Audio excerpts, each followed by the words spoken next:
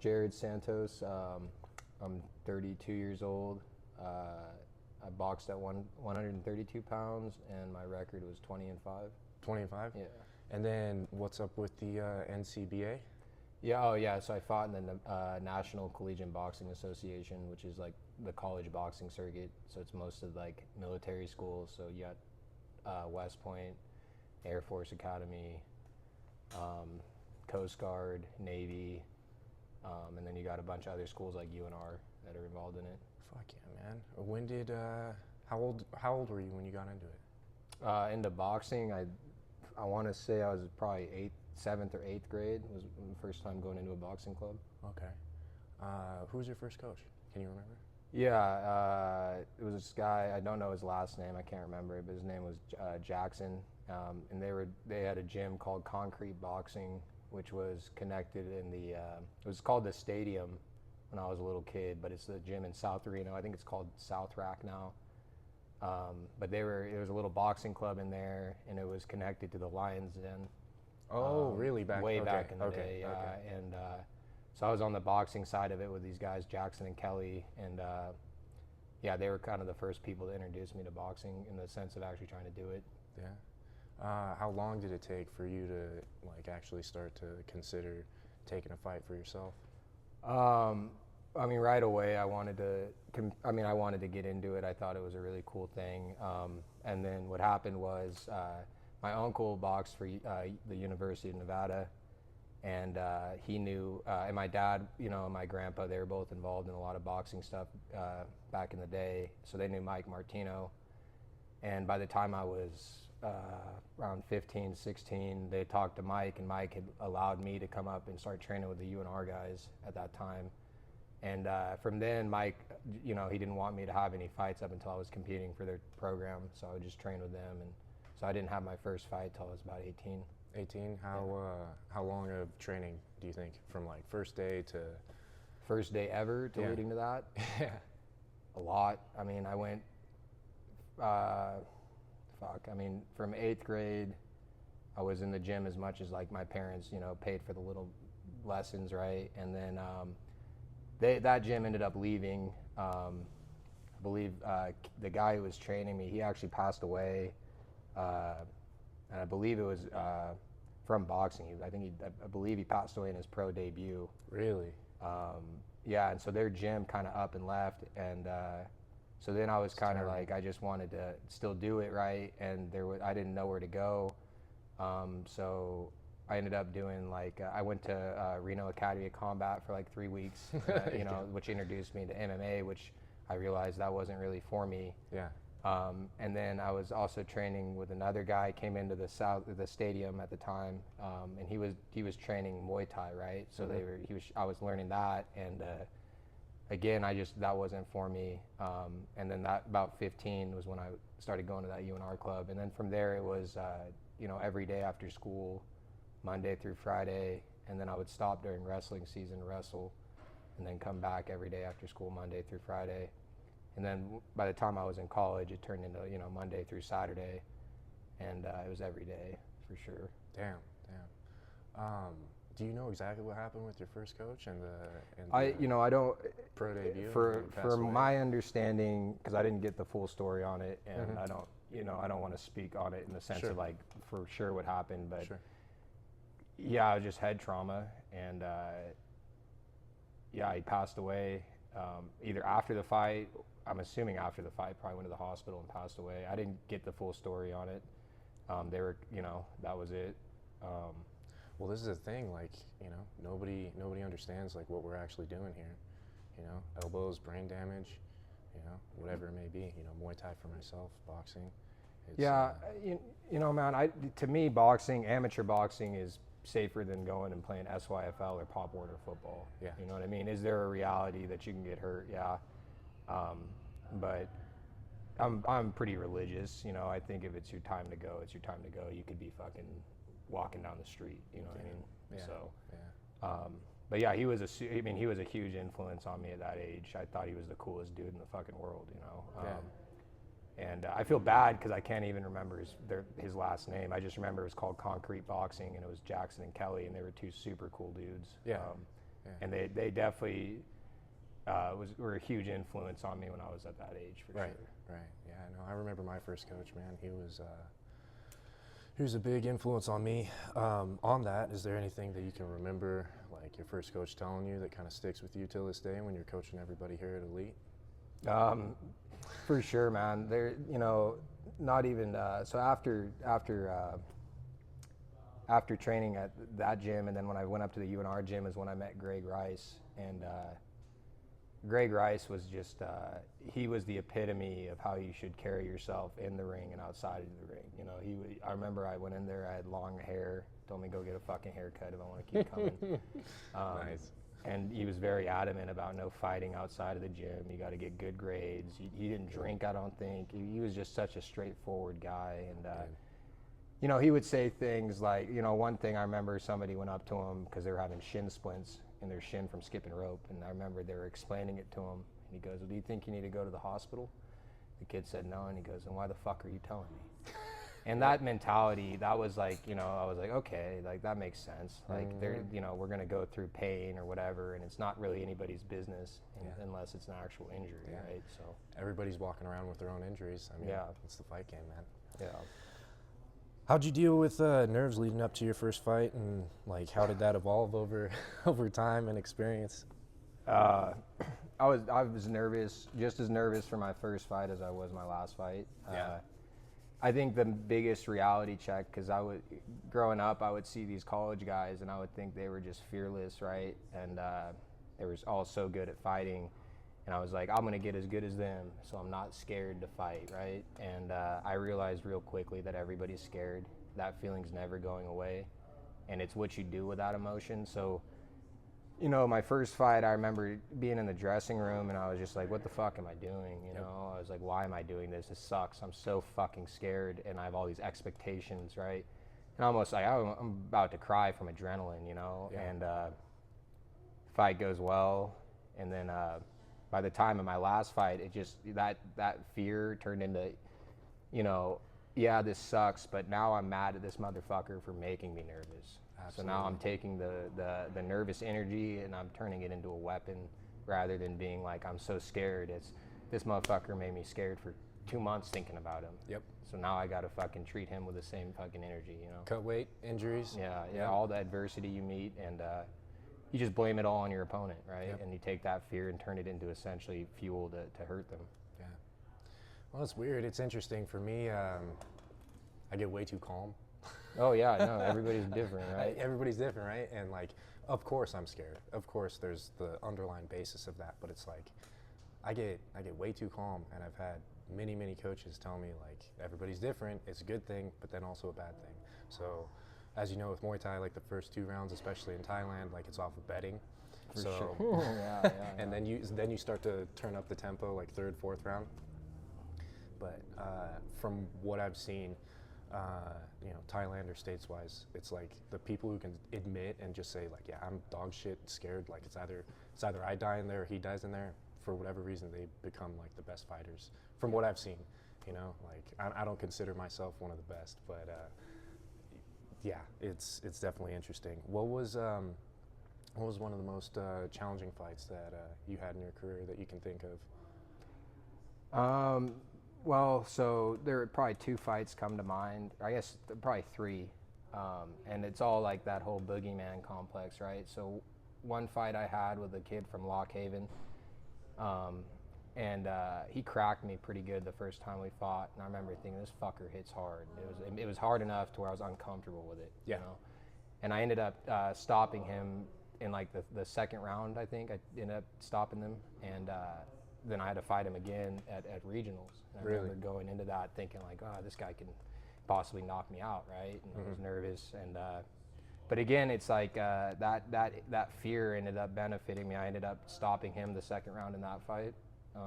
Then another time I was out in New York.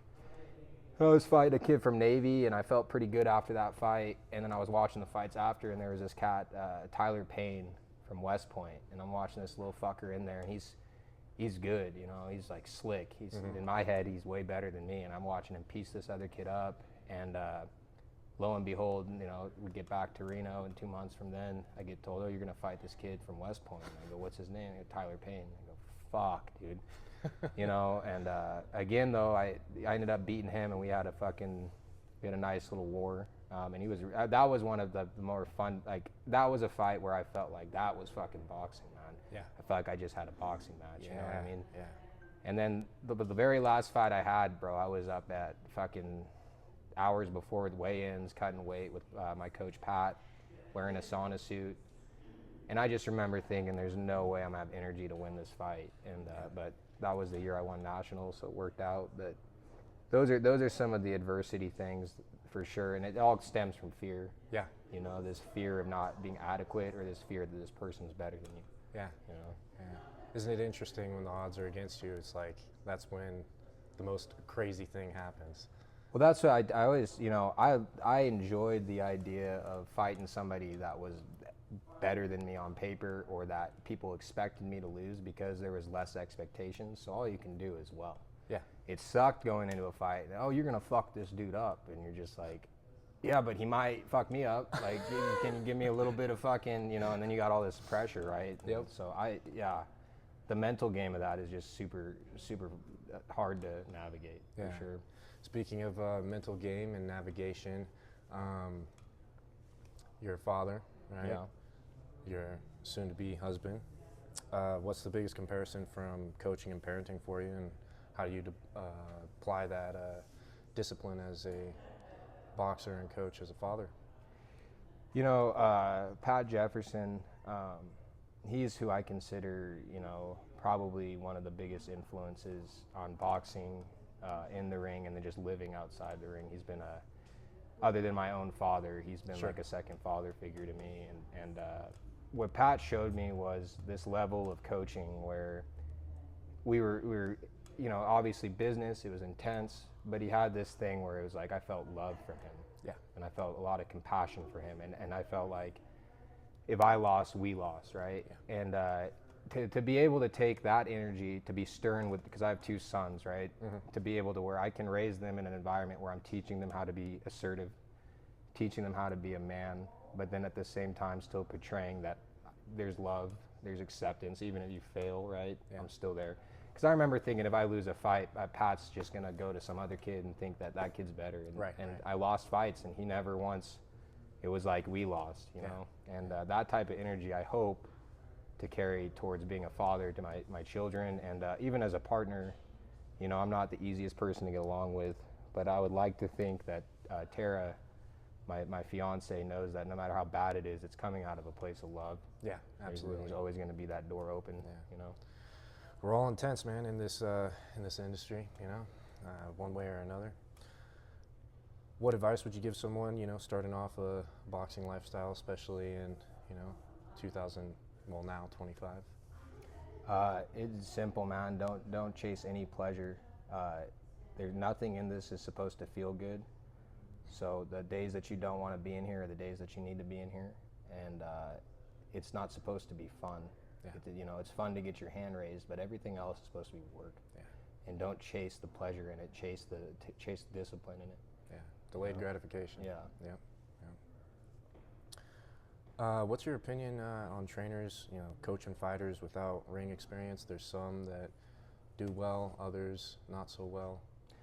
Well, yeah, man, I would say that's super subjective, right? Because I had a coach and a good friend of mine, I called him Coach Joe. And he actually, I mean, I'm pretty sure he goes over to Wild Card. He's trained a couple pro fighters. Okay. Dude's never been able to compete because he has a kidney condition. Mm-hmm. But the motherfucker's a nerd about boxing. Yeah. You know, and he taught me stuff that for sure benefited me. And, you know, grant you, he'd never actually competed. He understood the game. Do I think that there's an influx in this sport of weight and strength and conditioning coaches rather than boxing coaches? Yeah. That's where it becomes an issue. I've got no issue if somebody's a nerd about boxing. Sure. And studies boxing. Yeah. If they might have never had the opportunity. You know, I got lucky. I had parents that wanted me to go do this. Yeah. A lot of kids don't even have parents that'll drive them to soccer practice, let alone go to a boxing club. Yeah. So, you know, you might not ever get the opportunity to compete, but if you're sitting there studying the craft and you have an understanding of it, there's potential to be an amazing coach. Yeah. Yeah. Now, if you're just in this coaching because you fucking lift weights, you got, you know, you watch some YouTube videos on how to hold mitts, that's where it gets, you know, muddy. But for the most part, motherfuckers recognize that pretty quick. Yeah, yeah. You know? Well, it's interesting, man, because, you know, boxing, Muay Thai, MMA, it's like it's all blowing up, you know, especially on social media, just like anything else on social media. Yeah. And it's interesting to see. It's interesting to see. Yeah. How do you balance like your self-confidence and ego in a sport like boxing, and like where does mindset play such a significant role? Yeah, you know, it's funny. I was just talking about this with some of the fighters here today. When I was fighting, man, and to this day, my ego is super. I don't have a lot of positive self-talk or self-reflection. I'm very hard on myself, and even when I used to, you get it. I mean, there's you have to be somewhat masochistic to want to go get hit in the head or to feel deserving of violence, right? Exactly. And I remember I used to just sit there skipping rope, and I would stare at the wall, and I would tell myself, I ain't shit. There's nothing special about me, and that I have to work harder than everybody else in here to achieve the bare minimum. Yep. Right. And definitely damaging outside of a sport, because you carry that mentality outside in the real world. You fucking have low self-esteem, and it's hard. But fighting wise, that motivates you. You're always humbling yourself and making sure that you're in there doing something to get just to be just as good as somebody. Right. Like you're in, you know, I had this mentality that I wasn't even capable of being better than somebody.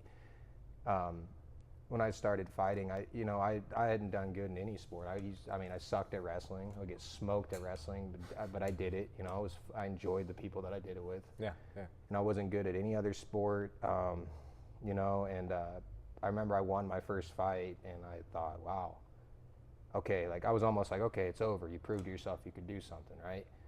And then it was like, okay, you're gonna fight next month, and it was like, oh, okay, we're gonna keep doing this, and it was just this internal battle of. I never even thought of winning a national title. That's not anything I've ever seen anybody super close to me achieve in any sport, right? So when that happened, and then having JJ Mariano, seeing what he did with boxing, you know, and continued to fight, it was just like this reality check of like, oh, okay, that ego could be there. There's something, we are good. You know what I mean? But like when the competition was going, I thought I was nothing. You know, I didn't have to check any ego. It's a fine line, right? Yeah. You run into any? How do you handle it as a coach when you run into somebody that has a little bit too much ego? Yeah, man. You know, there's certain ways to handle that, and everybody's subjective. Some people you gotta let them get burnt by the fire. You know, you gotta let them go in there with somebody that will embarrass them a little bit, so then they fucking realize like, oh, I thought I was good at fighting, but I'm not. Fighting's like fucking. You know, every 100%. guy thinks they're good at it, and most guys aren't.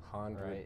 And so you get a lot of ego, and most of those people end up leaving. To be frank with you, there's no room for that in this gym. I think somebody that displays amazing ego control would be Cameron Sandoval. He's probably easily one of the most talented fighters I've ever met, and he has zero ego.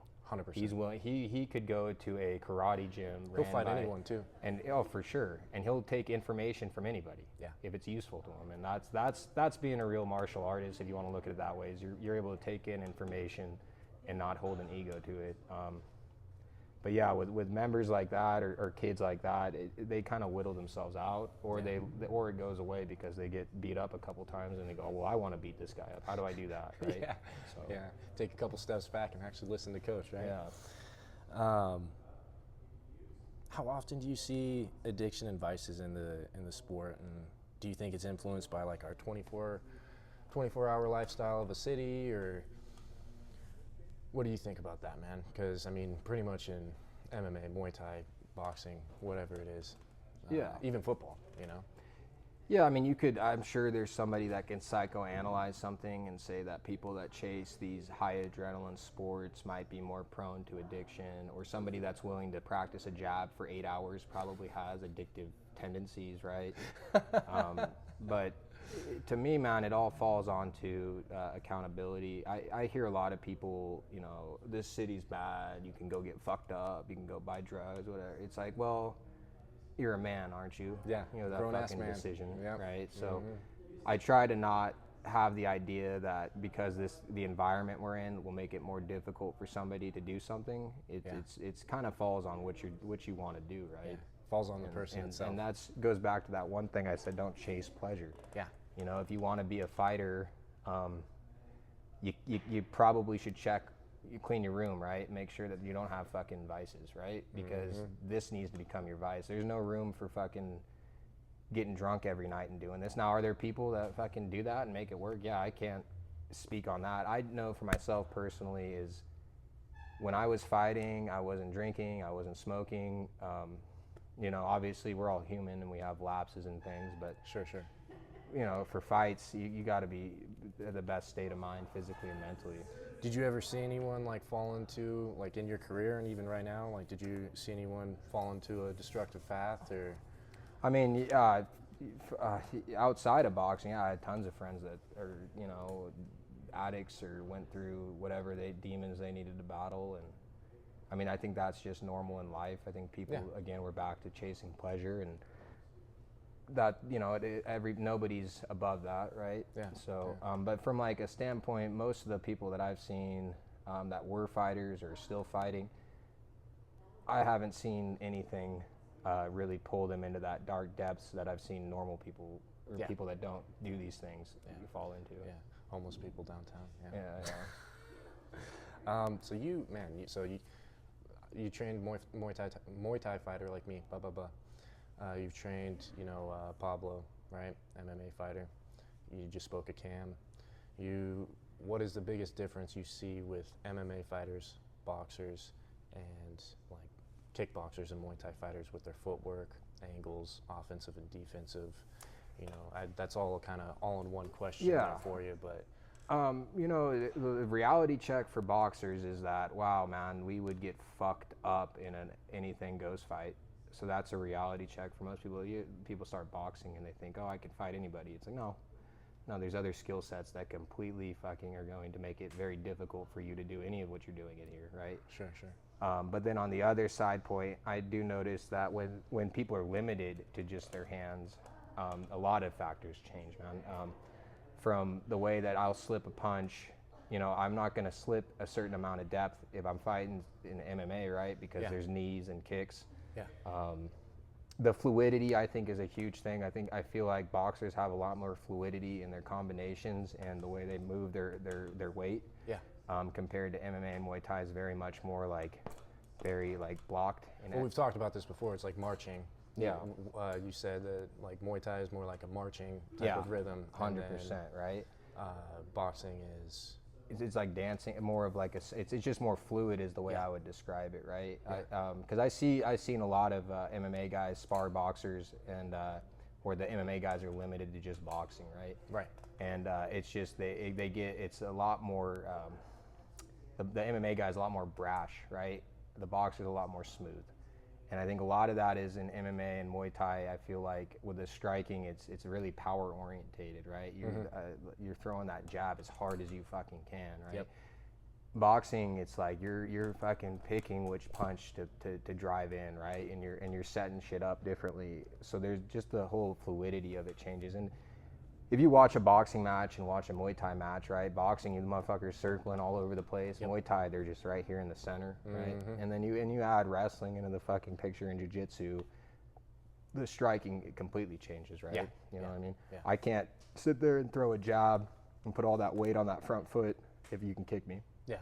You could shoot a single leg, but if we're just throwing hands, I can absolutely do that with no repercussions to it, right?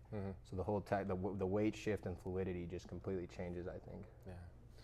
Like, let's say you had one of your, Greg, right? Greg's good boxer. Rung my bell a few times. How would you coach him against, let's say, a Muay Thai fighter or an MMA fighter? Just limited to boxing. Yeah, and just boxing, for sure, combinations. I think that goes back to fluidity. I just feel like because boxing, all we're focused on is how to throw and move our hands and shift our weight here, right? so much of that attention gets, little things get nitpicked, and you're focusing on that more so than when you have to worry about punching, kneeing, elbowing, kicks, right, and then that whole thing. Yeah. So I just think that just being overwhelming with pressure and hand speed is going to be the thing that would benefit a boxer in that situation. And then the other side of it is just circling, right? It's just being light on your feet, because if you're doing only Muay Thai and somebody starts dancing around you, that's a completely different movement than what you're used to, right? Hard for me to even catch up. Right.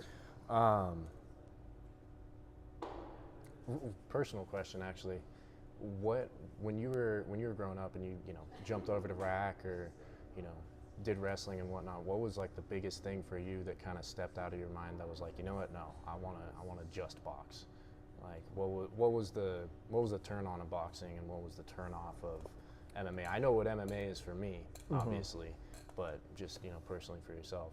Well, my grandfather was a boxing judge. He actually judged. He was one of the judges at Hagler Hearns. He's actually was one of the oldest people to judge a professional fight. My dad was a boxing inspector in the 80s. My uncle boxed. So growing up, I'd see all these boxing posters, right? I would listen to my uncle and grandpa talk about boxing. And so I just had this weird fucking thing, because it was unique to me, right? All these other kids are playing baseball or basketball or soccer, and they were good at it, right? And I was just this unathletic kid, but nobody was talking about boxing, so I had this interest in boxing, and it made me unique. I felt unique, right? 100%. I felt different, right? And,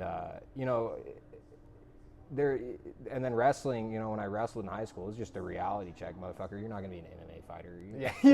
I love, I had great coaches, and it was an awesome experience, but I just athletically couldn't figure that sport out for the life of me, and I did it all 4 years, but just got smoked, right? So boxing was this weird thing where I was like, oh, you fucking take me down, but I bet you if I fucking cracked you, it would be different, right? I had this like false thing in my head, and there was a couple times as a youngster, we would do little backyard boxing things, or maybe a couple times I punched somebody, and there were some cool moments as a little kid, you drop an older person, right? And you were just like, oh, maybe this isn't just something false in my head, right? And that's kind of that's what I felt like really shifted me, because I was like, this is my thing, right? Well, it goes perfect into my next question, but before I ask, it's like something being unique and knowing that it's yours, having a challenge. You're just saying, like, somebody with addictive personality focusing on a jab for 1 hour, knowing that it's yours in a sense, and like having like it's that purity to it. You know that only a certain amount of people can do it, right?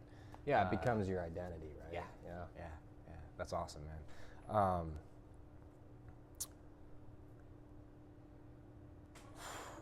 Where was I? What mindset separates good fighters and great ones? Passion to it. The one thing Greg used to tell me is, I can teach you how to do it. I can teach you how to jab. I can teach you how to throw 1, 2, 3. I can't give you a chin, and I can't give you a heart. And I think the heart part, Jaisu is what they call it in Thai. Okay, heart. Yeah. If you have to be obsessive about this. It has to be something that you wake up, you're thinking about. When you're walking around, you're thinking about. If you're not obsessive about it, you're just gonna get hurt. It's So I think first things first is I have to know that this person wants to be a fighter, and that's something that can't be coached. That's like born in you, or God-given, whatever you want to call it, but it needs to be there. I think of it as like I don't know, I don't have any crushes nowadays, but when I was younger and I would have a crush, it's like all you think about. I know, right? it's an intimate. You can see it in anything, right? 100%. Completely obsessive, loving it all the time. You can see it in everything.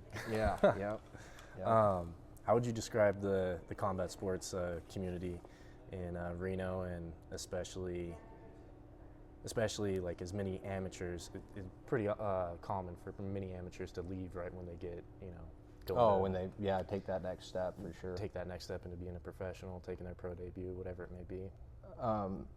Yeah, dude. This boxing wise, I can't speak on the Muay Thai or Jiu-Jitsu or box or MMA, but boxing wise, the community is pretty solid, man. It's kind of small in the sense of like, if you've boxed here, growing up out here, you knew about the gym Mighty Mites. Yep. You knew who Rose and Dawn were. You knew about, even when the Boys and Girls Club had a little boxing program, right? Like, so the community is really, and now it's grown. We got a lot of, I feel like gyms that are kind of popping up now, which is really nice. And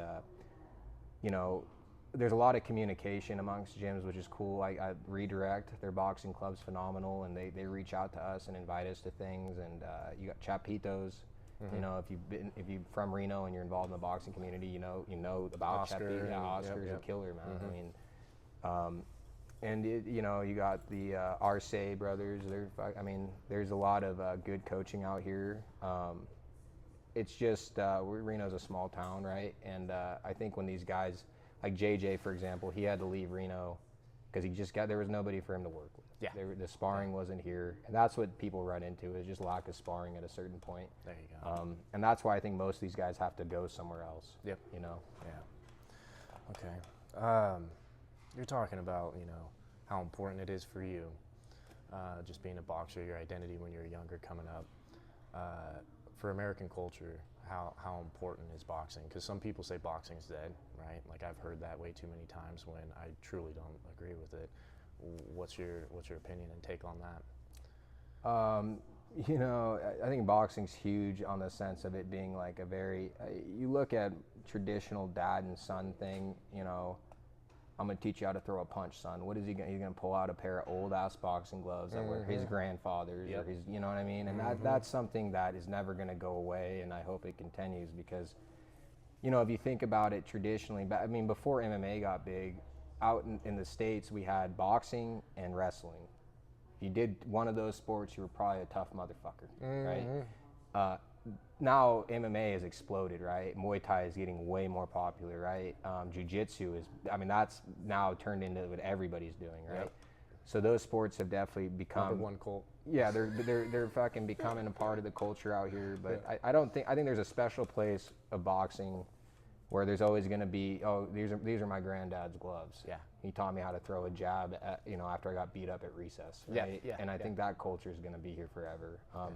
The sport itself, right? It's just like anything else. It's got its issues, but there's still amazing fighters. There's still, and you got to ask yourself too. I think most people watch these sports for violence, right? Yep. So if I could pick between watching a boxing match or watching MMA, and I want to watch for pure violence, I'm probably going to watch MMA. Yeah. If I wanted to watch, right? So that's what people are chasing. If there were more people in love with the idea of the sports, right, then that narrative changes. Boxing's still very popular, right? And you see people talk shit on Floyd Mayweather. If you watch boxing and enjoy boxing as a sport, not for just seeing two people hit each other, Floyd's fucking very enjoyable to watch box, right? Yeah. One in a kind. That guy, for sure. Real quick, have you seen like the dirty boxing promotion that Mike Perry's Yeah, doing? yeah. What do you think about like bare knuckle and like dirty boxing? No, those that two shit's promotions? rad. At some point too, it's like that's what I'm talking about. There's a chase to make these things more violent, and it's like at some point as a society, it's like, fuck it, let's just let two people fight. Bare knuckle, anything goes. Have it regulated so nobody's eye gouging, because that's what people want to see. That's why we're making these obscure boxing promotions where you can elbow and ground and pound, right? Because people just want to see more. They want to live vicariously through these things, right? And that, so at some point we as a society, I think, need to go back to just like, okay, these two guys want to fight. Let's pay them good money. Put them in a ring or an octagon, whatever. Yeah. Bare knuckle, anything goes, no eye gouging, no biting, but let them fucking fight, because that's what people want to watch, right? Do you 100%? Do you think that we will ever like get back to the gladiator days? Because it seems like with all these new promotions, it's just slowly coming up. Yeah, no. It's funny, man, because I'll hear people all the time, oh, I should have been alive back in the day. I could have been a warrior, da-da-da-da-da. We still have warriors. They're in the military. You want to go kill people? You want to go fucking be a real fucking warrior? You have that option. With me as a boxer or any of this isn't fucking. It's a sport. Yeah. And that's another thing I explain to people. There's a difference between violence and sport. Yeah. You know what I mean? So I personally hope that it never gets to a point where it's like, you know, two motherfuckers killing each other. But I had to ask. yeah, no, I think that there's a false desire. People think they want to watch that. Right. And I think that if somebody were to watch that, they would realize like, oh, that wasn't fun. Yeah. And they'll be scarred for the rest of their life. Yeah, right. They don't want to see that shit. So my coaches, when I came back from Thailand, they said, just focus on your boxing. Like, focus on your boxing, focus on your rhythm. Obviously, I haven't been in as much as I'd like to be. If you were to go overseas, is there a specific spot? You know, Philippines, Thailand, you know, China, Hong Kong, whatever it may be. Like, do you know a specific spot that you would want to go to or send somebody to, you know, besides Vegas or whatever it may be? You know, outside of the States, not necessarily. I mean, Wild Card is probably, you know, the most prestigious gym, in my opinion, on the West Coast over here for boxing. But if I were to, like, pick somewhere, if I were to, like, leave the country to go train boxing, I'm obviously going to either pick somewhere in Mexico or somewhere in, like, fucking London. London somewhere, or Mexico? Yeah, where there's, you know, because boxing culture is still very prevalent in both those places. Fantastic. You know? Okay. How important is cardio? Obviously, I mean, some of these questions we've already had multiple conversations about, but how important is cardio and strength and conditioning for boxers? I mean, cardio is huge. That's what it is. The better in shape you are, the more punishment you can take. I mean, I can tell you that there's a lot of people that get TKO'd in amateur boxing, not because they're hurt, it's because they're mentally too weak to keep going. Right? That was my biggest fear when I started. Right, yeah. And, you know, you have that fear, especially when you start fighting. It's like, how do I not get tired in there? Yep. Right? And it's like, it's simple. Run. Yep. And don't reinvent the wheel, you know, it's running. It's you gotta, can I swim? Can I ride my bike? No. Literally fucking just run. And that to me is key. Because I've seen it. I had a buddy that I used to fight with, Eden Bradford, and he fought this cat at Mighty Mites back when it was still opened. And this motherfucker, Eden, wasn't a killer, you know what I mean? But he was conditioned. He ran. This cat he was fighting was a fucking dog. And that first round, Eden's getting the shit beat out of him. It's bad. And the second round comes, and his opponent obviously didn't do his road work because he started, fuck, this fucker's tired, you know? And all of a sudden, Eden starts beating this guy up. And Eden wins the fight. And I remember thinking to myself, I just watched somebody way superior in fighting lose because they didn't fucking run. Yeah, didn't put in the work. And that's just the truth of, I would assume in all sports, right? Yep. The cardio is huge, Yeah. you know? Yeah. What about strength and conditioning? Like CrossFit, whatever it may be. You know, everybody's got their place for something, right? For me individually, I wasn't big on, but it's like if you're cutting weight, you're not sitting there lifting weights. Right. You know what I mean? Right. So Right. maybe for a heavyweight, lifting a lot of weights could be beneficial. And I'm sure if you get the right people in your circle to show you movements that benefit fucking like striking, it's beneficial. But if you're just thinking I'm gonna go do bench, squat, deadlift, and fucking curls, you know, is that going to super benefit your fighting? Probably not. You could be spending that time learning how to slip a punch better, right? Yeah. I'm all about calisthenics, you know, and if there is going to be weightlifting, it's just lightweight, high reps, because you're looking for muscle endurance rather than, you know, bulking up. Sure. But yeah, there's a place for it for sure. Yeah. Mainly cardio. It's interesting how it's almost like the ring is a confession booth. It shows all your hard work, all your flaws. Well, yeah, you It's a figure out who's reflection of been your working, coach, yeah. your training partners, and how important is a good coach and a good training partner to keep you honest. Yeah, that's huge. I had a philosophy that you should have, obviously your coach should know what he's doing, right? And you should have a coach and fighter bond is almost, like I said, it's a father-son or brother, you know, brother and brother, right? Absolutely. But the importance of having good sparring, right? So I think that you should have so like let's say Tuesday, right? We never sparred on Mondays because that could fuck your whole week up if you did that, right? Okay. So Tuesday you spar a guy that you know you're better than, and you smoke him. You feel fucking pretty good, right? You're a bad motherfucker. The next day you spar a guy that's even with you, so you have a fucking war. You're sitting there and you're like, okay, that was good, man. I needed that. The last day you work with somebody that could smoke you.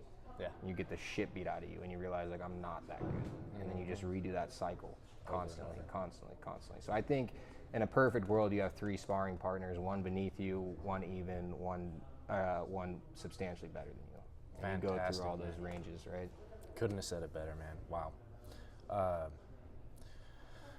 Mindset, ego, humility, road work, training partners, coaches. Like, what's the best way to balance all these aspects in and outside of the ring? Like that you would give to either yourself, one of your coaches telling you when you're active fighter back in the day, or what would you tell one of your students now? Well, there is no balancing it. Sacrifices are going to be made, and if you care about it enough, it's going to be social. Yeah. You're gonna lose friends. You're gonna see who actually genuinely hangs out with you because they want to hang out with you. Because you need to be obsessive about it. There's no room. It takes a very special female or male to date a fighter, because there needs to be an understanding that the fight is more important than the relationship. Your safety is more important than the relationship. So it's it's a selfish lifestyle in a lot of ways. You have to put yourself first, because it's not your mom that gets in the ring, it's not your dad, it's not your brother, it's not your friends. So if you take time to appease somebody else's, like, come to my birthday party, right? Well, that motherfucker isn't getting in the ring with you 2 weeks from now to fight. So that day off might have just shot you in the foot, and now you get hurt. So there's just a level of realizing that it's not easy. I'm going to lose things, but if I care about this enough, it'll be worth it. Yeah. Yeah. Well said, man. Departing the interview, like, what would you want to share with the public about being a boxer, a father, a coach, and a husband? As, man, I know a lot of people that look up to you. So, how can people find you and get a hold of you if they wanted to get some training with you? Just come down here to Elite Boxing. Elite Boxing? Yeah, Elite Boxing CrossFit. And you have free classes. And then from there, you just go from that, you know what I mean? If they want to schedule something, I'm here every day, so. Yeah. Well, you've worked with many Muay Thai fighters, many MMA fighters, and, man, 2 of them are Pablo and Cam. They're both pro. And sure. JJ's pro. So it's like you've worked with pretty much everyone style-wise, right? So a lot of people can benefit from you. That's for sure. I'm lucky enough that those guys even consider what I had to say worth anything, right? Hey, man, you bring a lot to the table. You're gonna see all those guys doing big things in the future for sure. Yeah, all those guys. Yeah. Well, guys, you heard it from Jarred Santos. Come down to Elite Boxing and get some good quality, authentic boxing work in. Hey, man, thanks for having me on. Yeah, thank you, brother.